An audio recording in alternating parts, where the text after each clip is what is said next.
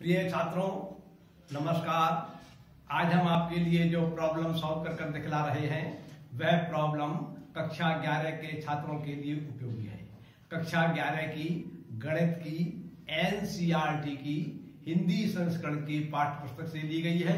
Problem प्रश्नावली 12.3 की तीसरी प्रॉब्लम है जो पेज नंबर 293 पर है। आज की प्रॉब्लम है बिंदुओं -2, 4, 7 और 3, -5, 8 को मिलाने वाली रेखाखंड YZ तल द्वारा जिस अनुपात में विभक्त होता है उसे ज्ञात कीजिए। आपको दो बिंदु दी गए हैं। एक बिंदु के निर्देशांक दे रहा है -2, 4, 7 और दूसरे बिंदु के निर्देशांक दे रहा है 3, -5, 8। इन बिंदुओं को मिलाकर जो रेखाखंड खींचा गया है वह रेखाखंड YZ तल को कहीं पर काटता है, अथवा ये कहिए YZ तल जो है इस रेखाखंड को कहीं पर काटता है। तो जहां पर ये विभक्त कर रहा है वहां ये YZ तल जो है इस रेखाखंड को किस अनुपात में विभक्त कर रहा है, हमें ये ज्ञात करना है। तो जो सबसे पहली प्रॉब्लम ये है कि जो विभक्त करने वाला बिंदु है वह बिंदु का हमें X, Y, Z इन तीनों में से कौन सा निर्देशांक ज्ञात है ये मालूम होना चाहिए। और हम जानते हैं YZ तल के लिए X निर्देशांक का मान जो है सदैव 0 होता है। इसलिए हम इसको X बराबर 0 की सहायता से हल करेंगे। यदि हमें दो X निर्देशांक और Y निर्देशांक मालूम होते तो हम X की सहायता से भी हल कर सकते थे, Y की सहायता से भी हल कर सकते थे। यदि X, Y और Z तीनों के मान ज्ञात होते तो हम तीन विधियों से कर सकते थे, चाहे X की सहायता से करें, चाहे Y की सहायता से करें, चाहे Z की सहायता से करें। तो इसी प्रकार से यहाँ पर चूंकि हमारे लिए X निर्देशांक के जो व्यक्त करने वाला बिंदु है उसका X निर्देशांक जो है वह कन्फर्म है कि YZ तल पर X का मान 0 होता है।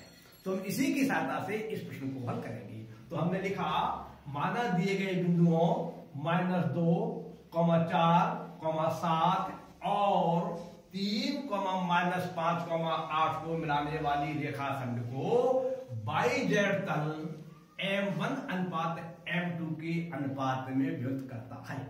और हम जानते हैं YZ तल पर जो है X बराबर 0 होता है।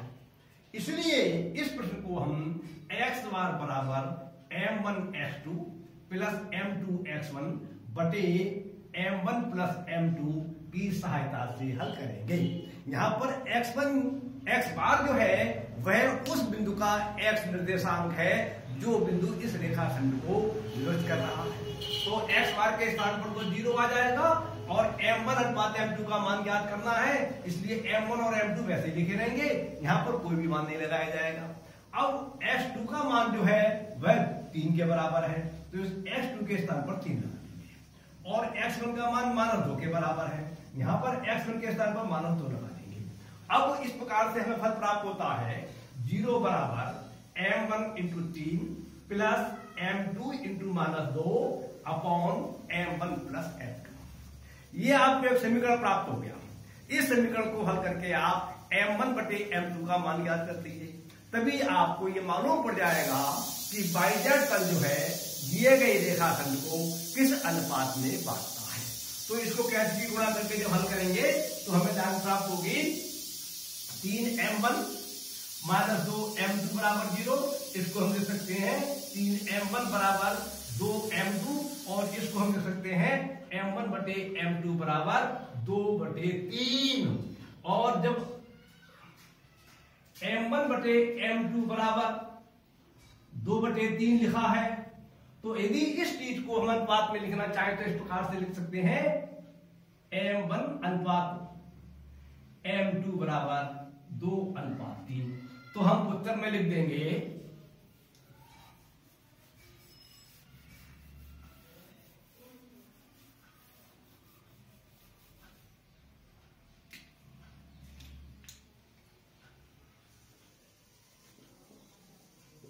दिए गए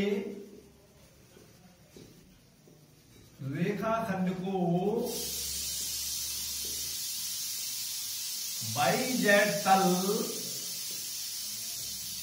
2:3 के अनुपात में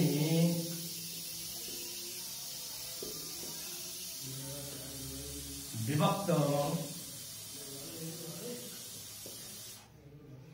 करता है। उत्तर इस प्रकार से ये प्रश्न सॉल्व हो जाता है।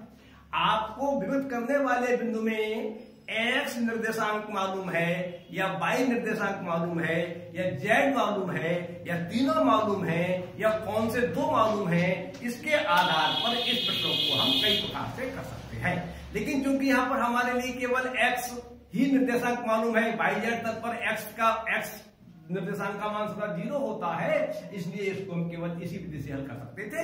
इसलिए हमने आपको ये प्रश्न करके दिखला दिया। इससे संबंधित प्रश्न आपकी पाठ्य पुस्तकों में अनेकों दिए गए होंगे, उन्हें आप पढ़ने का प्रयास कीजिए, कॉन्सेप्ट क्लियर कीजिए, नियमों को याद करिए, समझिए, स्पष्ट कीजिए। प्रश्नों को मत कीजिए बल्कि प्रश्नों को स्पष्ट करने का प्रयास कीजिए।